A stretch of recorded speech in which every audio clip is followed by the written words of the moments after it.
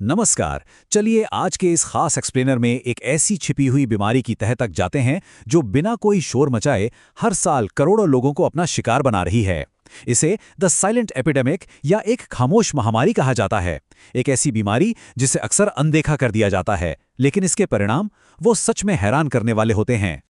अब इस बात को गहराई से समझने के लिए हमारी अपनी भाषा का एक बहुत ही डरावना सच देखते हैं। एक तरफ शब्द है चिंता और दूसरी तरफ है चिता। दोनों के बीच सिर्फ एक छोटी सी बिंदी का फर्क है ना? लेकिन जैसे ही ये बिंदी हटती है तो रोजमर्रा की चिंता सीधे मौत यानी चिता का रूप ले लेती है। सोचने वाली बात है कि ये कोई मामूली भाषाई इत्तेफाक नहीं है, बल्कि इस बात का एक बहुत ही पावरफुल सबूत है कि कैसे लगातार लिया गया स्ट्रेस एक जानलेवा अंजाम तक पहुंच सकता है। और मेडिकल साइंस की भाषा में इसी खतरे को साइलेंट किलर या हाइपरटेंशन कहते हैं। असल में होता क्या है कि इसमें शरीर की धमनियों के अंदर ब्लड का प्रेशर चुपचाप बिना किसी आहट के बहुत ज्यादा बढ़ जाता है। अब शरीर में खून का फ्लो बनाए रखने के लिए दिल को उसकी नॉर्मल कैपेसिटी से कहीं ज्यादा काम करना पड़ता है। और सबसे खतरनाक बात, शुरुआती दौर में इसका कोई भी लक्षण दिखाई ही नहीं देता। ये बीमारी एकदम खामोशी से शरीर में एंट्री लेती है और धीरे धीरे दिल पर इतना ज्यादा प्रेशर डाल देती है कि एक दिन वो या तो बहुत कमजोर पड़ जाता है या फिर अचानक काम करना ही बंद कर देता है। यहाँ पर जो बात सबसे ज्यादा चौंकाने वाली है वो ये है कि कई बार इस बीमारी के असली सिम्टम्स को कुछ और ही मान लिया जाता है, जैसे लगातार गुस्सा आना, बात बात पर चिड़चिड़ापन या हर वक्त खराब मूड में रहना। समाज में अक्सर इन चीज़ों को इंसान के स्वभाव या सिर्फ मूड स्विंग्स से जोड़कर देखा जाता है। लोग सोचते हैं कि यार उसका तो बस मूड खराब है, लेकिन सच तो ये है कि ये कोई पर्सनैलिटी ट्रेट नहीं है। ये हाइपरटेंशन के छिपे हुए मेडिकल लक्षण हो सकते हैं जिन्हें अज्ञानता की वजह से पूरी तरह से इग्नोर कर दिया जाता है। चलिए अब इन मेडिकल आंकड़ों को थोड़ा डिकोड करते हैं। सामान्य ब्लड प्रेशर 120/80 माना जाता है, लेकिन आज की इस भागदौड़ और तनाव से भरी लाइफस्टाइल को देखते हुए मॉडर्न मेडिकल पैरामीटर्स में थोड़े बदलाव किए गए हैं। अब 130 से 135/89 तक के नंबर को बॉर्डरलाइन या लगभग नॉर्मल माना जाने लगा है। लेकिन असली खतरे की घंटी तब बजती है जब ये आंकड़ा 140/90 या उससे ऊपर चला जाए। अगर मॉनिटर पर यह नंबर दिख रहा है तो समझ लीजिए कि यह सीधा सीधा डेंजर जोन है। और ये डेंजर जोन कितना बड़ा है, इसका अंदाजा विश्व स्वास्थ्य संगठन के सिर्फ इस एक आंकड़े से लग जाता है। पूरी दुनिया में लगभग 1.13 बिलियन यानी 113 करोड़ लोग इस बीमारी की चपेट में हैं। इसका सीधा सा मतलब है कि हर 4 में से एक पुरुष और हर 5 में से एक महिला इसका शिकार है। ये कोई छोटी मोटी समस्या नहीं है, बल्कि पूरी दुनिया में फैला हुआ एक बहुत बड़ा और अदृश्य जाल है। अगर भारत के आंकड़ों पर नजर डालें तो तस्वीर और भी ज्यादा झकझोर देने वाली है। एक तरफ वो कोविड-19 महामारी थी जिससे लगभग 1.5 साल के अंदर 2,75,000 लोगों की जान गई, और दूसरी तरफ सिर्फ 2016 के एक ही साल में हाइपरटेंशन से 16 लाख मौतें हुईं। यानी जिस महामारी से पूरी दुनिया खौफजदा थी, उससे कहीं बड़ा और खामोश हत्यारा हमारे बीच पहले से मौजूद है, जिसकी मृत्यु दर 7 से 8 गुना ज्यादा है।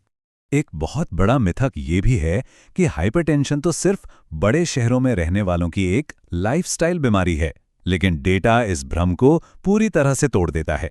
शहरी इलाकों में इसका असर 30% है, तो ग्रामीण इलाकों में भी ये आंकड़ा कुछ कम नहीं है, ये 25% है। सबसे बड़ी दिक्कत ये है कि गांवों में इसे अक्सर कोई मेडिकल प्रॉब्लम माना ही नहीं जाता। अवेयरनेस की इसी कमी के चलते ये बीमारी गांवों में भी उतनी ही खामोशी से जाने ले रही है जितनी शहरों में। भाग 1, महामारी का छिपा हुआ असर। जाने माने हार्ट स्पेशलिस्ट डॉक्टर अशोक सेठ इस बात को बहुत स्पष्ट करते हैं। उनका कहना है कि हाल के सालों में जो ये क्रॉनिक स्ट्रेस बढ़ा है, वो सिर्फ कोविड के वायरस की वजह से नहीं है, बल्कि डर का माहौल, लगातार घर में बंद रहना, एक्सरसाइज न कर पाना और डॉक्टर से रेगुलर चेकअप न करवा पाना, इन सब ने मिलकर ब्लड प्रेशर को पूरी तरह से आउट ऑफ कंट्रोल कर दिया। ये इस बात का एकदम सटीक प्रमाण है कि हमारा बाहरी माहौल और हमारी डेली रूटीन शरीर के अंदरूनी सिस्टम पर कितना गहरा असर डालते हैं। तो अब सवाल उठता है कि इसके मेन रीजंस क्या हैं। हाइपरटेंशन के 5 प्रमुख कारण होते हैं। पहला है जेनेटिक्स या फैमिली हिस्ट्री, जिस पर इंसानी बस नहीं चलता। लेकिन बाकी 4, लगातार स्ट्रेस और चिंता, सिगरेट और शराब का ज्यादा इस्तेमाल, अनहेल्दी खाना जिसमें नमक बहुत ज्यादा हो, और मोटापा या एक्सरसाइज की कमी, ये सभी पूरी तरह से हमारी लाइफस्टाइल से जुड़ी हुई चॉइसेस हैं। इन कारणों को समझना ही इस बीमारी को हराने की सबसे पहली और अहम सीढ़ी है। और अगर इन कारणों पर ध्यान ना दिया जाए, इन्हें इग्नोर किया जाए, तो अंजाम बहुत ही डरावने हो सकते हैं।